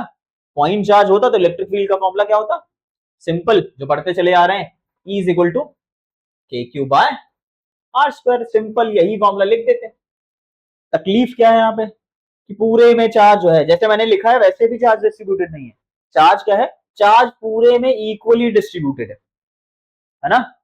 कुछ पढ़ा है हमने ऐसा, कुछ रिलेटेड टॉपिक पढ़ा है, याद है। जब चार्ज इक्वली डिस्ट्रीब्यूटेड होता है तो कुछ डेंसिटी वेंसिटी याद आया, कुछ पिछले क्लास में क्या पढ़ा था, लैम्डा याद आया क्या। लैम्डा क्या था, लीनियर चार्ज डेंसिटी, याद आया। लीनियर चार्ज डेंसिटी क्या था, Q by L। Q is what, the total charge in this. L क्या है, the length of the wire. So if we assume the length to be L, तो lambda क्या denote करेगा, lambda is Q by L। Per unit length कितना charge है उसको बताता है। तो यहाँ पे हम यही कर सकते हैं ना, पर यूनिट लेंथ ही तो निकाल सकते हैं कि चार्ज तो यूनिफॉर्मली डिस्ट्रीब्यूटेड है पूरे में। इसका गॉसियन सरफेस कैसा बनेगा, कैसा बनेगा गॉसियन सरफेस, कुछ ऐसा। एक हमने गॉसियन सरफेस बनाया है जिसका हमने लेंथ एज्यूम कर लिया है कुछ L। इस टोटल में चार्ज मान लेते हैं कितना है, कैपिटल Q कुछ, ठीक है। तो ऐसा कुछ गॉसियन सरफेस हमने यहाँ पे बना रखा, ठीक है। और इसका यहां से यहां तक का डिस्टेंस कुछ हम एज्यूम कर लेते हैं R मान लो। इतना क्लियर है, इसमें कुछ परेशानी है ना। चलो डेरिवेशन स्टार्ट करें इसका। एप्लीकेशन है ना गॉस लॉ का, गॉस लॉ ही लिख लें सबसे पहले। क्या है गॉस लॉ, तो it says close what, close surface integral of electric field is equal to Q enclosed by epsilon naught, ठीक है। मतलब इसी वाले इक्वेशन से हमें इसके लिए इसकी इलेक्ट्रिक फील्ड का एक्सप्रेशन निकालना है, ठीक है। तो थोड़ा सा इसको हमें एक्सपैंड करना पड़ेगा, मतलब जो हमारा लेफ्ट हैंड साइड पे लिखा हुआ है क्या, close surface integral of electric field. फिर से वही सेम तकलीफ, सेम प्रॉब्लम। क्या सेम प्रॉब्लम आई हमें, सरफेस यहां बहुत सारी दिख रही है। क्या कितनी सरफेस दिख रही है, ये है हमारी सरफेस 1 जिसका डायरेक्शन क्या है, अपवर्ड। सरफेस का डायरेक्शन क्या है, अपवर्ड, है ना, एरिया वेक्टर। ये हमारी सरफेस 2, इसका डायरेक्शन क्या है, S2 का डायरेक्शन क्या है, डाउनवर्ड, है ना। और एक हमारे पास यहाँ पे कर्व्ड सरफेस है जिसके लिए हमें ds अज्यूम करना पड़ेगा ना, और इसका डायरेक्शन क्या है, रेडियली आउटवर्ड। रेडियस जो बनाएंगे यहाँ पे, अगर मैं एक सर्कल बनाता हूं तो उससे रेडियली आउटवर्ड डायरेक्शन होगा इसका। क्लियर हुआ ना। तो मतलब कुछ कैसा कंडीशन है, अगर हम अज्यूम करें तो कुछ ऐसा कंडीशन है हमारे पास। इसमें अगर हम बीच में एक चार्ज वायर डाल दें तो हमारे पास एक टॉप सरफेस है, हमारे पास एक बॉटम सरफेस है, और हमारे पास ये कर्व सरफेस है, ठीक है, ये कर्व सरफेस है। अब प्रॉब्लम क्या है, top surface. So top surface से जो हमारा सरफेस वेक्टर है जो बाहर निकलेगा उसका डायरेक्शन फिक्स्ड है, बॉटम से डायरेक्शन फिक्स्ड है, पर यहां से इसका अलग होगा, इसका एरिया का डायरेक्शन अलग होगा, इसका अलग होगा, इसका अलग होगा, है ना। इतना क्लियर है, कंडीशन क्लियर हो गई होगी। तो अच्छा, कंडीशन हमें क्लियर है तो हम इसको एक्सपैंड भी कर सकते हैं सारे सर्फेसेस के लिए। तो अगर हम सारे सर्फेसेस के लिए इसको एक्सपैंड करने जाएं तो एक्सपेंशन क्या होगा, ई डॉट डीएस करना है, ई डॉट डीएस करना है, किसके लिए करना है, फॉर सरफेस 1, फिर प्लस ई डॉट डीएस करना है फॉर सरफेस 2, वेक्टर फॉर्म में सब लेना है, और प्लस ई डॉट डीएस करना है फॉर सरफेस 3। सरफेस 3 कौन सी है, वो कर्व्ड वाली सरफेस, इसको हम बोल रहे हैं ये हमारा सरफेस 3 है। चलो इतना तो काम हो गया, हमने सरफेस देख ली, इलेक्ट्रिक फील्ड देखें कैसी आएगी इसकी, इलेक्ट्रिक फील्ड का डायरेक्शन क्या होगा, चलो इलेक्ट्रिक फील्ड बनाते हैं इसकी। इलेक्ट्रिक फील्ड क्या है, इससे बाहर निकलेगी ये ऐसी, कुछ ऐसी इलेक्ट्रिक फील्ड लाइंस आएंगी, मतलब उस पॉइंट से बाहर निकलती हुई इलेक्ट्रिक फील्ड लाइंस हमें मिलेंगी। तो इलेक्ट्रिक फील्ड लाइंस का डायरेक्शन बनाए, इसके लिए डायरेक्शन क्या होगा, इधर इलेक्ट्रिक फील्ड लाइन होगी, इसके लिए भी इधर होगी, और इसके लिए सेम लाइन है। अब थीटा तुम लोग बताओगे, थीटा मैं नहीं बता रहा है ना, थीटा चलो बताओ, पहले सरफेस के लिए थीटा क्या बन रहा है, पहले सरफेस के लिए थीटा क्या बन रहा है, पहले सरफेस के लिए थीटा बन रहा है 90 डिग्री, और cos 90 इसको एक्सपैंड करेंगे, cos 90 कितना होता है, cos 90 is, what is cos 90, जल्दी से, cos 90 कितना होता है, कितना होता है, 0, है ना। फिर यहाँ पे दूसरे वाले सरफेस के लिए देखो थीटा कितना बन रहा है, 90 बन रहा है, तो अगर नेक्स्ट स्टेप में मैं वैल्यू पुट करता हूं तो cos 90 ये भी 0 दे देगा, तो मतलब टोटल कंट्रीब्यूशन इससे आ रहा है। इधर थीटा कितना है, थीटा कितना है, 0, थीटा कितना है, 0, cos 0 कितना होता है, 1। तो हमारा जो फाइनल एक्सप्रेशन आएगा वो केवल S3 पे डिपेंड कर रहा है, ई ds cos 0 that is E ds। इतना क्लियर हो गया होगा सबको शायद, इसमें कोई परेशानी नहीं है कुछ कुछ दिख रहा है इसमें, कोई प्रॉब्लम, इजी से चीज है ना। चलो अभी ये लिया है, अच्छा मुझे ये बताओ कि अगर मैं कर्व सरफेस पे देखूं, कर्व सरफेस दिख रही है ना, ये वाली कर्व सरफेस, इस पे अगर मैं इस पॉइंट पर इलेक्ट्रिक फील्ड निकालूं, इस पॉइंट पर इलेक्ट्रिक फील्ड निकालूं, इधर निकालूं, इधर निकालूं, इधर निकालूं, तो क्या सबका स्ट्रेंथ सेम होगा, क्या इलेक्ट्रिक फील्ड का स्ट्रेंथ सेम होगा इन सभी पॉइंट्स पर, सोचो थोड़ा सा, किस किस फैक्टर पर डिपेंड कर रही है इलेक्ट्रिक फील्ड, क्या डिस्टेंस डिपेंडेंट है, चार्ज डिपेंडेंट है ना, डिस्टेंस डिपेंडेंट है ना, चार्ज डिपेंडेंट है ना, तो इन सभी पॉइंट्स पर इलेक्ट्रिक फील्ड क्या होगी, सेम होगी, क्यों सेम होगी, क्योंकि हाँ डिस्टेंस सेम है ना, इधर भी देखो डिस्टेंस सेम है, तो अगर डिस्टेंस सेम है तो इलेक्ट्रिक फील्ड सेम होगी। तो क्यों इसको अंदर रखा है, इंटीग्रेशन के बाहर रखते हैं ना, इंटीग्रेशन के, देखो ये हो गया इंटीग्रेशन के बाहर, और किसके टर्म्स में इंटीग्रेट कर रहे हैं, सरफेस 3 के टर्म्स में। बड़ा मुश्किल काम हो गया ना, बायो के बच्चे हैं हम लोग मेजरली, है ना, इंटीग्रेशन करना पड़ जाएगा क्या, मुश्किल काम है ना, बहुत मुश्किल है ना, ये पॉसिबल है, इंटीग्रेशन कर सकते हैं इसका, आता है इंटीग्रेशन, जरूरत नहीं है यहाँ करने की इंटीग्रेशन, बहुत आसान है ये। S3 सरफेस का एरिया लिखना है, जब सरफेस इंटीग्रेशन करते हैं, इंटीग्रेशन करना इसका बहुत मुश्किल हो जाएगा। अगर हमें केवल इंटीग्रेशन करना हो तो इंटीग्रेशन हमें दो कोऑर्डिनेट्स में करना पड़ेगा, पर हमें इंटीग्रेशन करने की यहाँ कोई जरूरत है नहीं। दो कोऑर्डिनेट का इंटीग्रेशन केवल तुम्हें नहीं आता, मैथ्स वाले बच्चों को भी नहीं आता, किया ही नहीं है हमने दो कोऑर्डिनेट का इंटीग्रेशन, है ना। हमने इंटीग्रेशन लेंथ वाइज करा होगा, ब्रेथ वाइज करा होगा, मतलब एक्स के टर्म्स में करा होगा, एक्स स्क्वायर के टर्म्स में कभी नहीं करा ना। तो ये इंटीग्रेशन वैसे पॉसिबल नहीं है, मतलब पॉसिबल है but it is not in our course, पर हमें जरूरत नहीं है इंटीग्रेशन की। इस चीज का मतलब है कि हमें इस सरफेस का, S3 सरफेस का टोटल एरिया लिखना है, वो तो पता लगाना कुछ भी मुश्किल काम नहीं है। कौन सा शेप दिख रहा है, जल्दी से देखो, ये शेप कौन सा है, कर्व सरफेस एरिया क्या निकाल सकते हैं इसका, इस S3 सरफेस क्या है, curve surface area of cylinder. क्या फॉर्मूला होता है curve surface area of cylinder का, याद है, ये होता था, H की जगह पे यहां क्या लिखे, L, रेडियस तो मैंने R ही ले रखा है देखो, बस हाइट की जगह पे क्या ले लिया है, लेंथ ऑफ वायर एज्यूम कर लिया है, L एज्यूम कर लिया है, तो हमारा एक्सप्रेशन क्या आ जाएगा, 2 पाई RL। चलो लेफ्ट हैंड साइड हमने सॉल्व कर लिया, LHS से हमें ये मिल रहा है, तो इसको उठा के राइट हैंड साइड के इक्वल पुट कर देते हैं, मतलब गॉस लॉ का यूज कर लेते हैं। तो गॉस लॉ के according E into 2 pi RL, H की जगह पे क्या आ जाएगा, L is equal to Q enclosed upon epsilon naught. तो इलेक्ट्रिक फील्ड का एक्सप्रेशन क्या बना, इलेक्ट्रिक फील्ड का एक्सप्रेशन क्या बना, Q upon 2 pi epsilon naught, 2 pi epsilon naught RL, दिख रहा होगा, कुछ भी मुश्किल नहीं है इसमें, है ना। ये दिखा, क्या होता है Q बाय L, जल्दी से बताओ Q बाय L क्या होता है, Q by L is what, Q by L, यही कहीं हमने लिखा है Q बाय एल क्या होता है, लैम्डा। तो ये क्या हो जाएगा, lambda upon 2 pi epsilon naught R electric field is equal to. ठीक है, चलो अभी दो ग्राफ बना रहा हूं मैं, थोड़ा सा दिमाग लगाओ और मुझे बताओ कि कौन सा ग्राफ बेटर रिप्रेजेंट करेगा हमारी इक्वेशन को।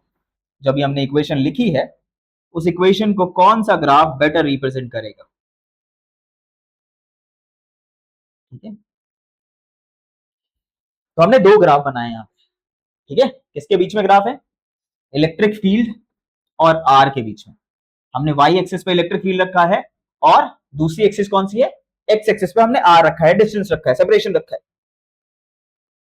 और एक बात अगर मैं बताऊं तो ये दोनों ग्राफ सही हैं और दोनों ग्राफ इलेक्ट्रिक फील्ड को रिप्रेजेंट कर रहे हैं।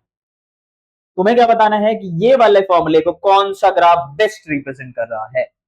चलो सोचो थोड़ा सा, ग्राफ पढ़े हैं ना, हमने ग्राफ पढ़ रखे हैं, स्टार्टिंग में हमने 11th में ग्राफ्स का इंट्रोडक्शन लिया होगा, तो हमने ग्राफ्स पढ़े हुए हैं। चलो जल्दी से बताओ, तो ये जो हमारा ग्राफ है, नेचर देख लो, जो ग्राफ बहुत क्लोज नहीं है नीचे की तरफ, ये ग्राफ 1/r को रिप्रेजेंट करता है, और ये वाला जो ग्राफ है 1/r² को रिप्रेजेंट करता है। ये सही क्यों है, पता है ना हमें क्यों सही है, क्योंकि इलेक्ट्रिक फील्ड का जनरल फॉर्मूला में क्या पढ़ा है, E is equal to KQ/r²। तो जनरली पॉइंट चार्ज के लिए तो इलेक्ट्रिक फील्ड r² पे डिपेंड करती है, बट डिस्ट्रीब्यूशन अगर क्या हो, डिस्ट्रीब्यूशन अगर लाइन चार्ज में हो, यूनिफॉर्म डिस्ट्रीब्यूशन ऑफ चार्ज हो, तो डिपेंडेंस इलेक्ट्रिक फील्ड का किस पे है, 1/r। Sorry, it is dependent on 1/r। Dependence किस पे हुआ, r पे, इनवर्सली प्रोपोर्शनल टू r है। क्लियर हुआ है ना, r² पे डिपेंडेंस नहीं है। तो देखो क्वेश्चंस हमारे पास ऐसे ही आ सकते हैं, हमें दे देंगे कि for this infinite charge uniformly charge wire electric field is proportional to, हमें लिख देंगे 1/r²। और हम अगर वहां पे पढ़ेंगे नहीं कि वो इनफिनाइट लॉन्ग वायर की बात कर रहे हैं जिसमें यूनिफॉर्म चार्ज डिस्ट्रीब्यूशन है, तो हम क्या करेंगे, हम ये मार्क करके चले आएंगे कि it is E is proportional to 1/r², और हमारा आंसर वहीं पे गलत हो जाएगा। सब आता होगा पर गलत हो जाएगा, है ना, नहीं करना है वो गलती, ये बात बिल्कुल ध्यान रखनी है। चलो आगे बढ़े, चलो क्या है नेक्स्ट हमारा, क्या है next, electric field due to an infinite plane sheet. ठीक है, अच्छा बोर्ड एग्जाम के पॉइंट ऑफ व्यू से अगर मैं बात करूं तो ये टॉपिक सबसे इंपॉर्टेंट टॉपिक है। वहां पे एक क्वेश्चन, बहुत जनरल क्वेश्चन, बार बार पूछा जाता है, गॉस लॉ का स्टेटमेंट में पूछते हैं, और उसके साथ ये वाला डेरिवेशन सबसे ज्यादा फ्रीक्वेंट है। मतलब यहां से एक चार्ज शीट की वजह से जो इलेक्ट्रिक फ्लक्स या इलेक्ट्रिक फील्ड लाइंस निकलती हैं, उसको बार बार पूछा जाता है। तो ये बहुत ध्यान से देखना, इसका डेरिवेशन बहुत ध्यान से करना, तभी चीजें समझ में आएंगी। ठीक है, तो एक हम शीट यहां पे अज्यूम कर लेते हैं कि मान लो हमारे पास एक शीट है यहां पे, ठीक है, और इसमें हम यूनिफॉर्म चार्ज दे देते हैं। तो इसका डिस्ट्रीब्यूशन क्या कर दिया हमने, इस शीट में यूनिफॉर्म चार्ज डिस्ट्रीब्यूशन दे दिया। तो चार्ज डिस्ट्रीब्यूशन हमारा इसमें यूनिफॉर्म है। ठीक, तो ऐसी एक यूनिफॉर्म चार्ज डिस्ट्रीब्यूशन वाली शीट हमने ले ली। ठीक है, क्लियर है। अब इस शीट का जो लेंथ है, और जो ब्रेथ है वो कुछ फाइनाइट अमाउंट में है। इसका थिकनेस जो है, ये पार्ट देखो, ये जो थिकनेस है ये नेग्लिजिबल है। ठीक है, मतलब इस शीट को अगर मैं चाहूं तो कुछ ऐसा हम बना सकते हैं, ये मेरी शीट होगी। ठीक है, डिस्ट्रीब्यूशन में ऐसा ही है, बस इसका थिकनेस हमारा नेग्लिजिबल है। मतलब अगर मेरे पास चार्ज डिस्ट्रीब्यूशन है, पॉजिटिव चार्ज है, तो पॉजिटिव चार्ज का इन्फ्लुएंस सामने की तरफ भी है और पीछे की तरफ भी है। तो इलेक्ट्रिक फील्ड लाइंस जब बाहर निकलेंगी तो इधर से भी निकलेंगी और इधर से भी निकलेंगी। इतना क्लियर है। तो मतलब अगर मुझे गॉसियन सरफेस इसके लिए बनाना है तो मैं किसी भी शेप का बना सकता हूं, बट हमें इधर भी गॉसियन सरफेस बनाना पड़ेगा और पीछे की तरफ भी गॉसियन सरफेस बनाना पड़ेगा, क्योंकि सेम फील्ड लाइंस उधर से भी निकल रही है। ठीक है, इतना क्लियर हुआ, इसमें कोई परेशानी नहीं होगी ना। चलो अभी देखो, electric field line positive charge है, इलेक्ट्रिक फील्ड लाइंस यूनिफॉर्म होती है और ऐसे बाहर निकलती है। तो ये हो गया हमारा इलेक्ट्रिक फील्ड लाइंस का डायरेक्शन, है ना, इलेक्ट्रिक फील्ड लाइंस का जनरल डायरेक्शन। अच्छा एरिया वेक्टर भी इधर ही होगा, ये हमारा एरिया है ना, ये सरफेस है, एरिया वेक्टर का डायरेक्शन भी इधर ही हो गया। ये तो शॉर्टेड है, इसमें कुछ भी परेशानी है नहीं। और एरिया हमने कितना एज्यूम कर लिया, इसका एरिया कुछ मान लेते हैं, कितना है ए कुछ, एरिया वेक्टर का डायरेक्शन भी ये हो गया। बैकवर्ड सरफेस के लिए जाओ, इलेक्ट्रिक फील्ड लाइंस आउटवर्ड होती है, मतलब इधर ही होंगी, इस तरफ के लिए इधर होंगी इलेक्ट्रिक फील्ड लाइंस, ये हो गई इलेक्ट्रिक फील्ड लाइन। और यही सेम एरिया वेक्टर का डायरेक्शन भी हो गया। डायग्राम क्लियर हुआ? क्लियर हो गया ना? तो क्या है हमारे पास, फील्ड लाइंस इधर भी जा रही है, फील्ड लाइंस इधर भी जा रही है, एरिया वेक्टर का डायरेक्शन हर कंडीशन में सेम है। चलो अभी डिराइव करना स्टार्ट करते हैं। इसका एप्लीकेशन है, इसका एप्लीकेशन है गॉस लॉ का। तो स्टार्टिंग कहां से करनी पड़ेगी? गॉस लॉ से स्टार्ट करना पड़ेगा ना। तो क्या है Gauss law? Close integral E dot D S is equal to what? क्या होगा, क्या लिखें इसको? याद करो, बार बार मैं पूछ रहा हूं, इसका मतलब कि मुझे चाहिए कि ये लेक्चर खत्म होते होते गॉस लॉ याद हो जाए सबको।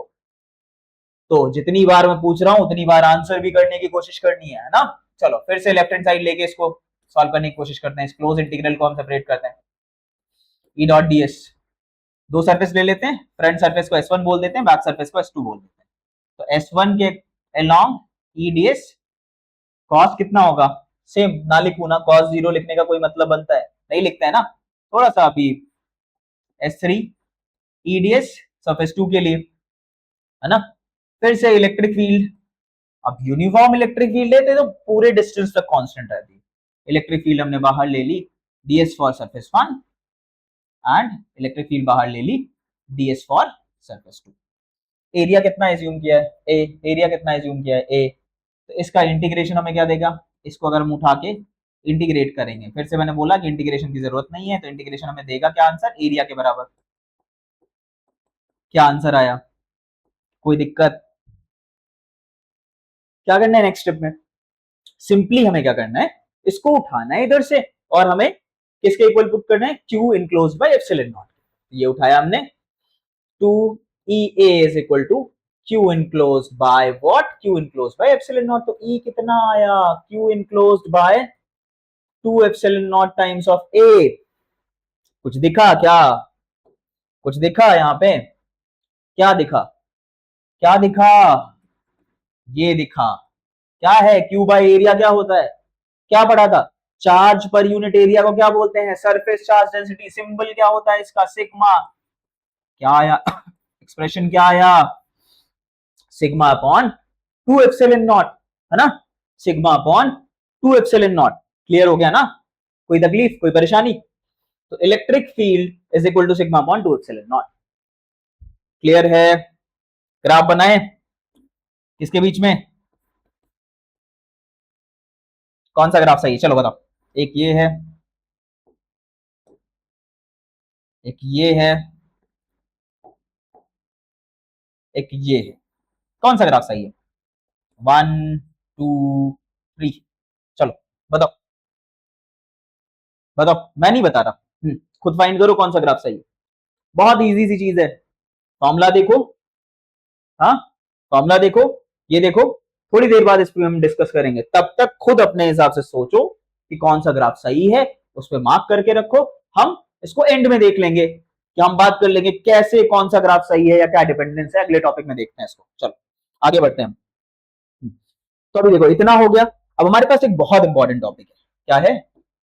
कि अगर हमारे पास कुछ ऐसी ही प्लेट्स हो, कुछ हमारे पास ऐसी ही प्लेट्स हो, हमने क्या किया, एक पॉजिटिव प्लेट ले ली, ऐसी यूनिफॉर्मली चार्ज पॉजिटिव प्लेट ले ली, और हमने उसी के जस्ट बगल में एक और यूनिफॉर्मली चार्ज पॉजिटिव प्लेट ले ली। ठीक। और मैंने 3 पॉइंट अज्यूम करे, एक यहां पे, एक यहां पे और एक यहां पे। पॉइंट का नाम ABC कुछ रख देते हैं। ठीक है। मैं चाह क्या रहा हूं यहाँ पे? मैं चाह रहा हूं कि मैं इन A, B और C पॉइंट पर इलेक्ट्रिक फील्ड निकालूं। कैसे पॉसिबल है? निकाल सकते हैं क्या? इलेक्ट्रिक फील्ड निकाल सकते हैं इन सभी पॉइंट्स पर? चलो निकालने की कोशिश करते हैं। क्या क्या कुछ एजम्पशन ले लेते हैं। मान लेते हैं दोनों की सरफेस चार्ज डेंसिटी सिग्मा है। ठीक है। इसको 1 बोल देते हैं, इसको 2 बोल देते हैं। तो इसकी वजह से, पहले वाले की वजह से सी पॉइंट पर इलेक्ट्रिक फील्ड क्या होगी? आउटवर्ड होगी, बाहर की तरफ होगी, इधर होगी। इसको बोल देते हैं E1। ठीक है। क्लियर है इतना? और दूसरे वाले की वजह से, इसके शीट की वजह से इलेक्ट्रिक फील्ड किधर होगी? E2, है ना। अपोजिट डायरेक्शन में होगी, होगी अपोजिट डायरेक्शन में। हाँ देखो वो दूर है इसलिए अपोजिट डायरेक्शन में होगी। ऐसा नहीं होता है। किधर होगी इलेक्ट्रिक फील्ड? जल्दी से बताओ। इलेक्ट्रिक फील्ड किधर होगी? आउटवर्ड डायरेक्शन का मतलब क्या हुआ? आउटवर्ड डायरेक्शन का मतलब क्या हुआ? उस पॉइंट पर आउटवर्ड बनाना है। पहले भी हमने ये चीज डिस्कस करी हुई है, इसमें कोई कंफ्यूजन हमें नहीं होनी चाहिए, है ना। तो अगर मैं डायरेक्शन दूसरे वाले का बनाऊं, इस वाले के लिए, सेकंड वाले के लिए, तो सेकंड वाले की भी इलेक्ट्रिक फील्ड इधर ही होगी, मतलब E1 और E2 का डायरेक्शन क्या होगा, सेम होगा। क्लियर हुआ? तो मतलब मुझे अगर ई नेट कैलकुलेट करना है तो ई नेट क्या होगा, ई नेट होगा E net is equal to what, E net is equal to E1 plus E2। E net same direction में ऐड कर सकते हैं, पॉसिबल है एडिशन, बिल्कुल पॉसिबल है। E1 कितना होगा, sigma upon 2 epsilon not, E2 कितना होगा, सिग्मा अपॉन 2 एप्सिलॉन नॉट, ये क्या होगा, सिग्मा अपॉन एप्सिलॉन नॉट। तो ई नेट का वैल्यू कितना आ गया, E net is equal to sigma upon epsilon naught. मतलब मुझे इस सी पॉइंट पर इलेक्ट्रिक फील्ड लिखनी है, तो सी पॉइंट पर इलेक्ट्रिक फील्ड, यहां पे इलेक्ट्रिक फील्ड कितनी आई, सिग्मा अपॉन एप्सिलॉन नॉट।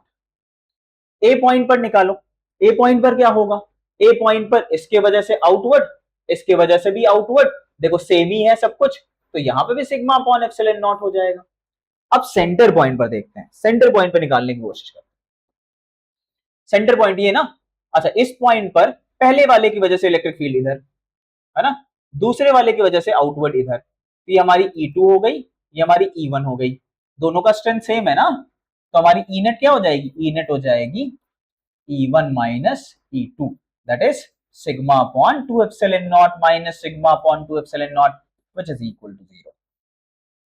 क्या कंक्लूड किया हमने कि अगर हमारे पास दोनों चार्ज पॉजिटिव हैं, दोनों पॉजिटिवली चार्ज प्लेट्स ली हैं हमने, तो उस कंडीशन में बीच में तो इलेक्ट्रिक फील्ड 0 होती है और साइड में कितनी होती है, सिग्मा अपॉन एप्सिलॉन नॉट और सिग्मा अपॉन एप्सिलॉन नॉट।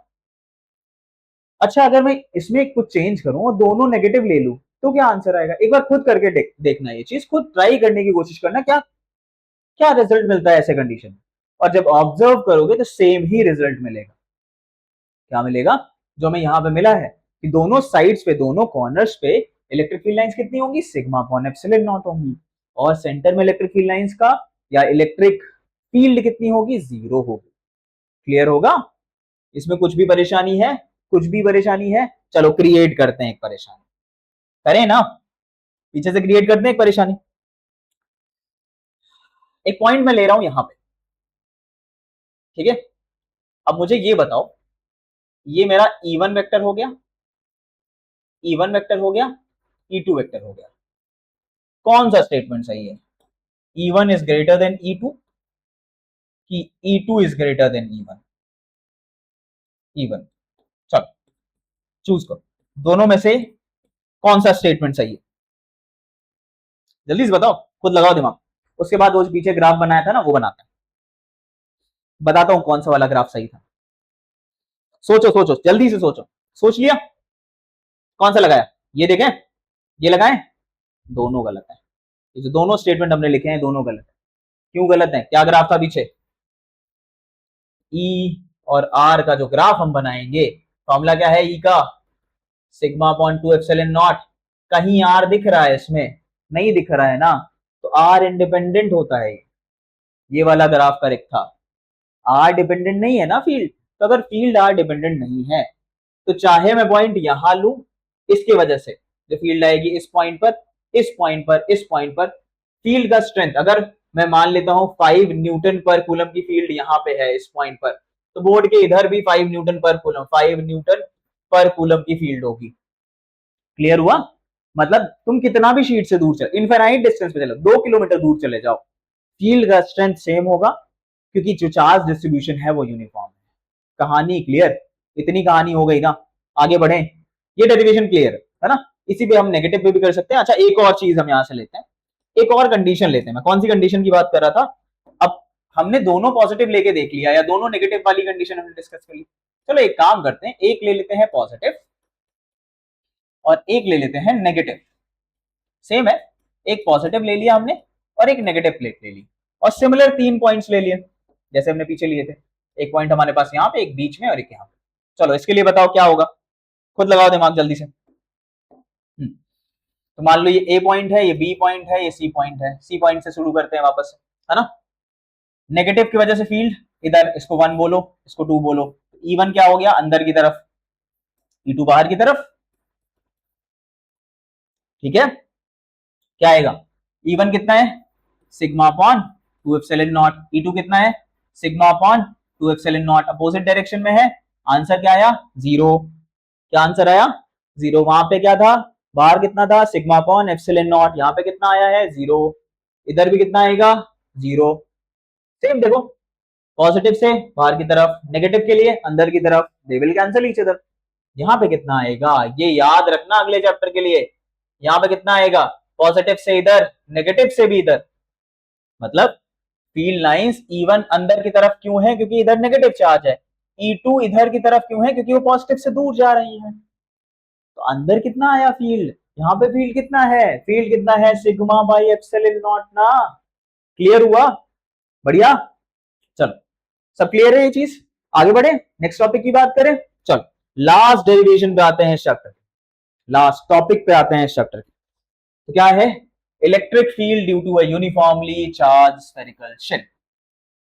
एक यूनिफॉर्मली चार्ज स्फेरिकल शेल है, उसकी वजह से इलेक्ट्रिक फील्ड निकालते हैं। एक फॉर्मूला मैं यहां पे लिख देता हूं, बाकी बाद में बात करेंगे। E इज इक्वल टू, ये अभी तक हम पढ़ते हुए चले आ रहे थे। ये फॉर्मूला किसके लिए था? याद रखना, ये फॉर्मूला किसके लिए था? पॉइंट चार्ज के लिए था। ये फॉर्मूला किसके लिए था? पॉइंट चार्ज के लिए। अब क्यों लिखा है ये फॉर्मूला? डेरिवेशन जब खत्म करूंगा तब बताऊंगा, है ना। तो हमें क्या करना है? एक स्फेरिकल गॉसियन सरफेस अज्यूम करनी है। एक स्फेरिकल गॉसियन सरफेस हमें अज्यूम करनी है। एक हमने गॉसियन सरफेस अज्यूम करनी है जो स्फीयर के शेप में हो, स्फेरिकल हो। ठीक है, तो हमने क्या करा? हमने एक स्फेरिकल गॉसियन सरफेस यहाँ पे अज्यूम कर लिया, एक स्फीयर अज्यूम कर लिया। ठीक है, कोई दिक्कत? ये हमारी स्फेरिकल गॉसियन सरफेस है और इस पूरे सरफेस पे हमने चार्ज दे दिया। पूरे सरफेस पे यूनिफॉर्म चार्ज, यूनिफॉर्म चार्ज है। I am not drawing the charge, पूरे में ड्रॉ नहीं कर रहा हूं मैं। चार्ज है कहां पे? याद रखना, चार्ज कहां पे है? बस सरफेस पे चार्ज है। ठीक है, कोई भी चार्ज अंदर नहीं दिया। इस पूरे सरफेस, यहाँ पे भी है, मैं पूरे में नहीं बना रहा हूं, नहीं तो थोड़ा सा अजीब सा लगेगा।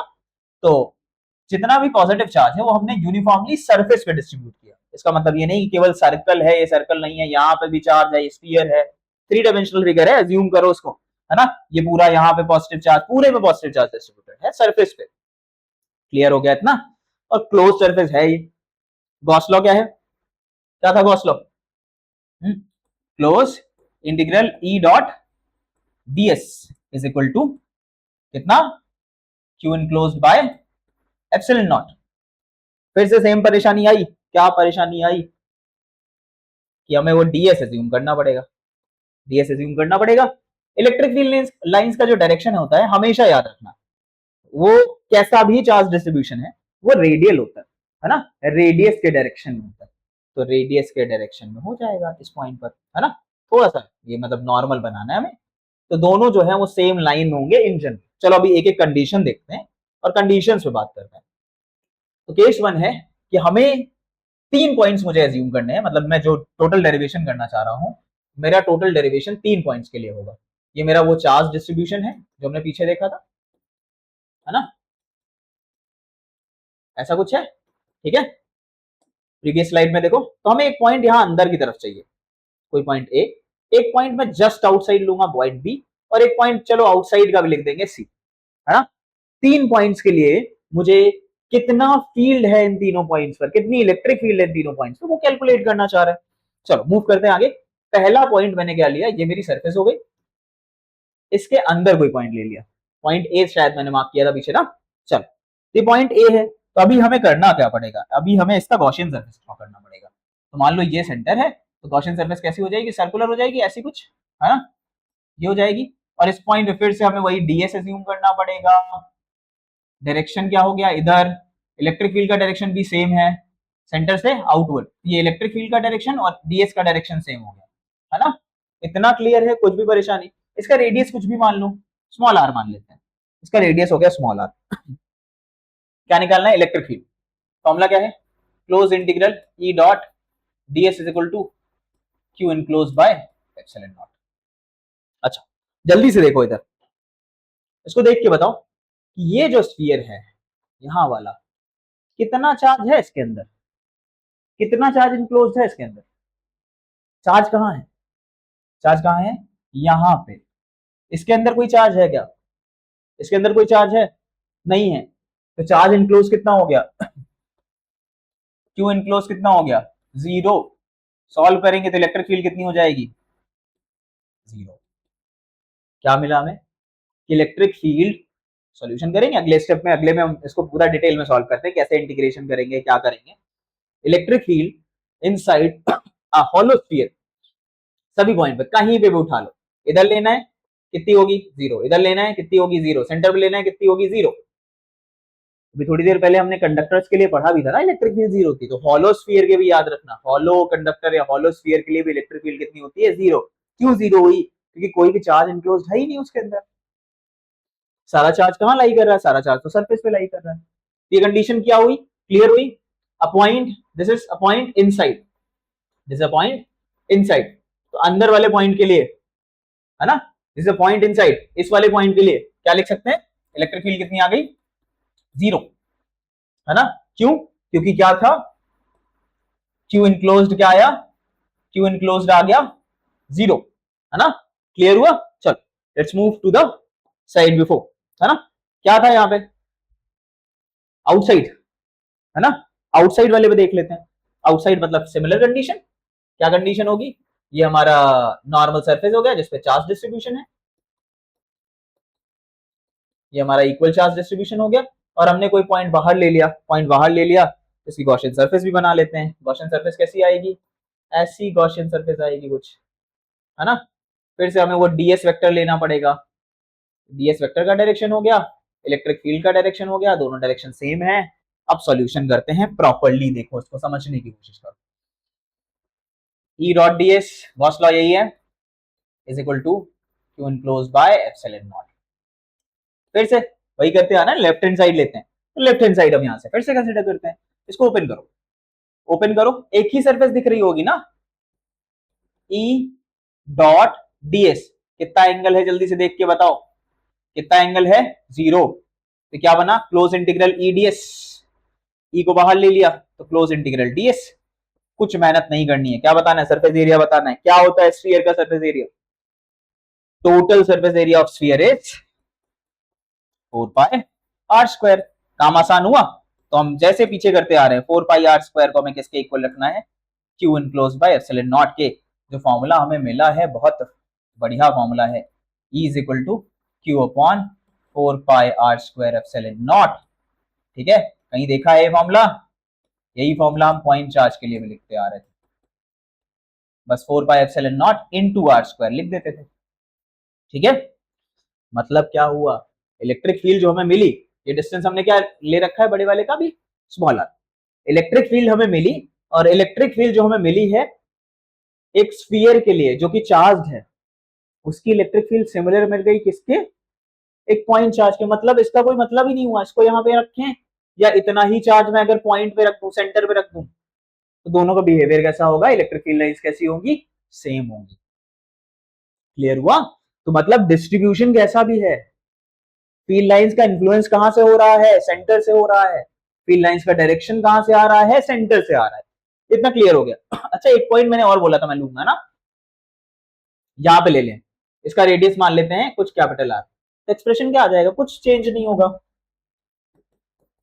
Q upon 4 pi epsilon naught R square, बस रेडियस का वेरिएशन होगा और कुछ नहीं होगा। अच्छा इलेक्ट्रिक फील्ड मैक्सिमम किधर है, इसका ग्राफ बनाए, बढ़िया सा ग्राफ बनेगा इसका, इलेक्ट्रिक फील्ड वर्सेस आर का ग्राफ बनाना है हमें।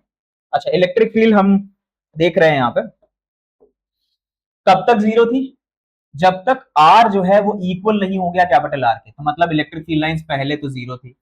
ये वो पॉइंट है जहां आर इक्वल है कैपिटल आर के, यहाँ पे इलेक्ट्रिक फील्ड लाइंस की हमें कुछ वैल्यू मिली, और शायद ये मैक्सिमम वैल्यू है। इसके बाद इलेक्ट्रिक फील्ड लाइंस जो है वो इनवर्सली प्रोपोर्शनल है आर स्क्वायर के ना।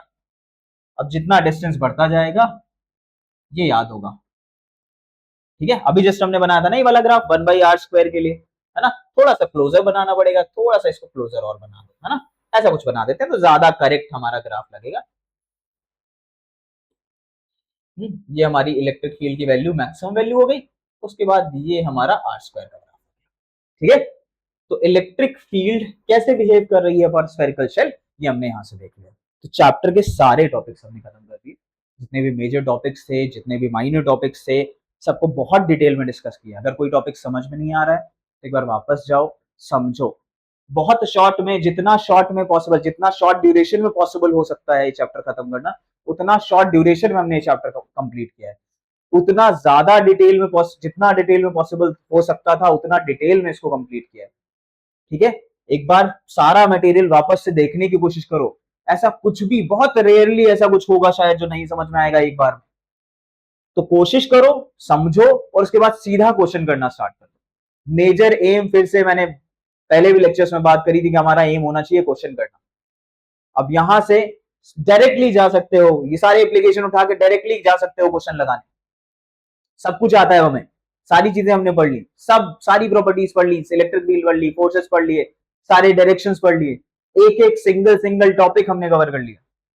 तो ये चैप्टर अब बहुत अच्छे से प्रिपेयर है सबका। अब सीधा जाके क्वेश्चंस कर सकते हैं और हमें बहुत अच्छा परफॉर्म कर सकते हैं इस चैप्टर में।